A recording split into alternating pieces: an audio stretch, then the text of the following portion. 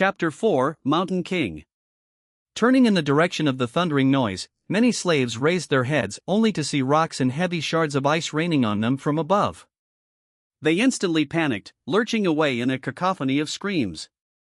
Shadows happily danced on black stones as, entangled by the thick chain, those slaves fell to the ground and pulled others with them. Sonny was one of the few that remained upright, mostly because he was ready for something like this to happen. Calm and collected, he gazed at the night sky, his attribute-enhanced eyes piercing the darkness, and took one measured step back. In the next second, a piece of ice the size of a man's torso hit the ground right in front of him and exploded, showering everything around with sharp shards. Others weren't that quick. As ice and stones continued to rain, many were wounded, and a few even lost their lives. Agonizing wails filled the air. "On your feet, fools! Get to the wall!" The veteran soldier, the one who had whipped Sonny a few hours before, was shouting angrily, trying to get the slaves to move towards the relative safety of the mountain slope. However, before anyone could heed his command, something massive came crashing down, sending a tremor through the stones beneath their feet. It fell right between the caravan and the mountain wall, plunging everything into silence for a few seconds. At first, it looked like a lump of dirty snow, roughly round in shape and as tall as a mounted horseman. However, once the creature unfurled its long limbs and rose, it towered over the stone platform like a nightmarish omen of death. That thing must be at least 4 meters tall, Sonny thought, a bit stunned. The creature had 2 stumpy legs, an emaciated, hunched torso and disproportionately long, multi-jointed hands. 2 of them, each ending with a set of horrifying bone claws, and another 2, these ones shorter, ending with almost human-like fingers. The thing that at first glance looked like dirty snow turned out to be its fur, yellowish-gray and ragged, thick enough to stop arrows and swords. On its head, 5 milky, white eyes regarded the slaves with insect-like indifference. Beneath them, a terrible maw crowding with razor-sharp teeth was half open, as though in anticipation. Viscous drool was running down the creature's chin and dripping into the snow. What unnerved Sonny the most, though, were the strange shapes endlessly moving, worm-like, under the creature's skin. He could see them clearly because, unfortunately, he was one of those unlucky souls closest to the monstrosity, getting a nauseating first-row view. Well, that is just too much, he thought, stupefied. As soon as Sonny finished that thought, all hell broke loose. The creature moved, slashing its claws in his general direction. But Sonny was one step ahead. Without wasting a single moment, he jumped sideways as far as the chain allowed, conveniently placing the broad-shouldered slave between himself and the monster. His quick reaction saved his life, as those sharp claws, each as long as a sword, sliced through the broad-shouldered man a fraction of a second later and sent streams of blood flying through the air. Drenched in the hot liquid, Sonny hit the ground, and his fellow slave, now simply a corpse, fell on him from above. "Damn! Why are you so heavy?" Temporarily blinded, Sonny heard a chilling howl and felt an enormous shadow passing over him. Immediately after, a deafening chorus of screams filled the night. Not paying it any attention, he tried to roll the corpse to the side, but was stopped by a forceful lurch of the chain that twisted his wrists and filled his mind with white-hot pain. Disoriented, he felt himself being dragged a few steps, but then the chain suddenly slackened, and he was able to control his hands again. See, things could have been worse. Putting his palms against the dead man's chest, he pushed with all the strength he had.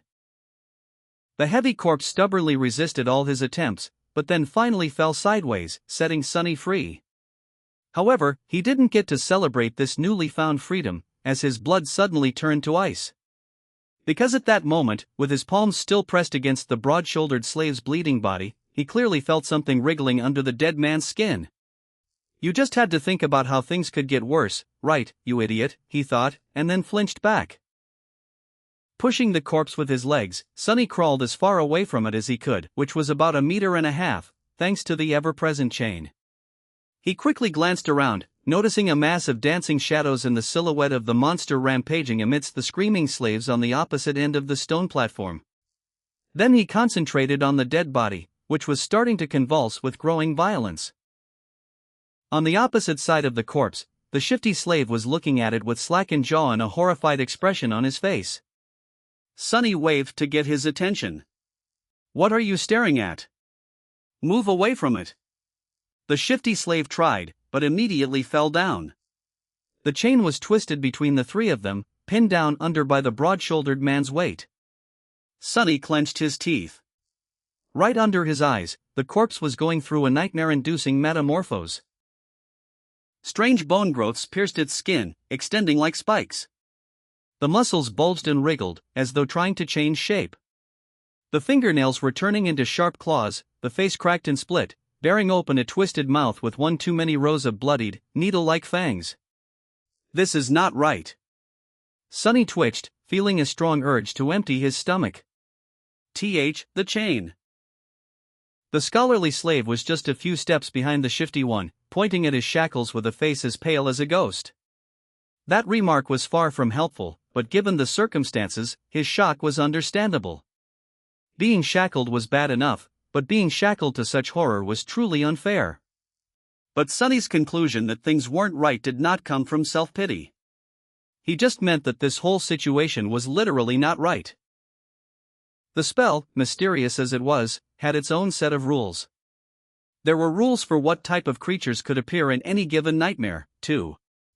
Nightmare creatures had their own hierarchy, from mindless beasts to monsters, followed by demons, devils, tyrants, terrors and, finally, mythical titans, also known as calamities. The first nightmare was almost always populated by beasts and monsters, rarely with a demon mixed in. And Sonny had never, ever heard about anything stronger than a single devil appearing in it. However, the creature had clearly just created a lesser version of itself, an ability that belonged exclusively to tyrants, the sovereigns of the nightmare spell, and those above them. What was this tyrant even doing in a first nightmare? How powerful was that damn, fated, attribute? But there was no time to ponder. Unfair or not, there was only one person now who could save Sonny. Himself. The broad-shouldered man, what was left of him, slowly rose, his mouth producing strange clicking noises.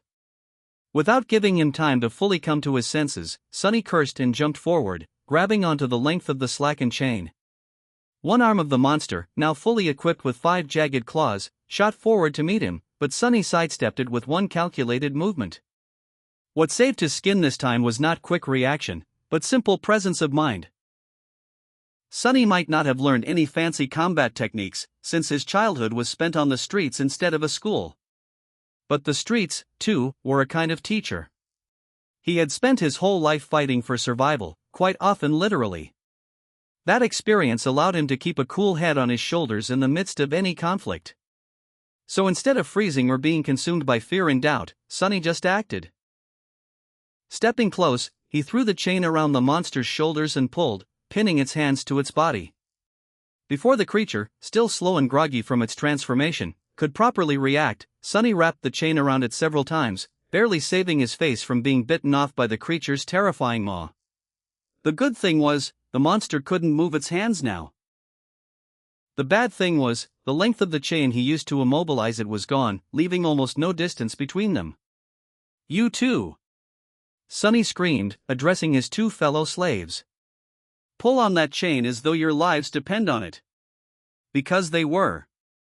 The shifty slave and the scholar gaped at him and then, understanding what he was thinking, started to move.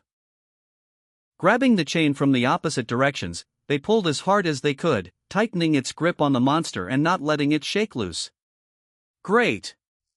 Sonny thought. The monster bulged its muscles, trying to break free.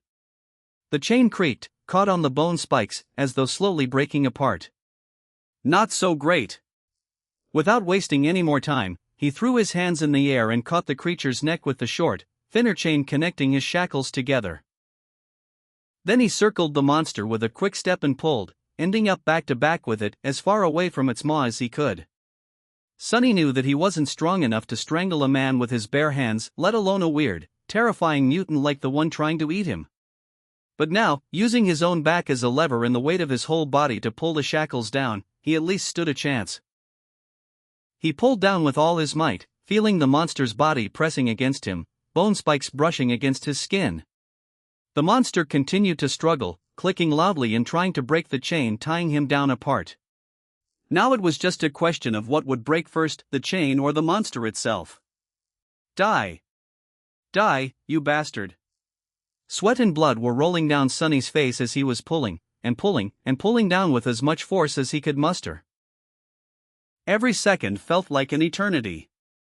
His strength and stamina, what little he had to begin with, were quickly running out. His wounded back, wrists, and muscles pierced by the bone spikes were in agony. And then, finally, Sonny felt the monster's body go limp. A moment later, a faintly familiar voice rang in the air. It was the most beautiful sound he had ever heard. "You have slain a dormant beast, Mountain King's larva."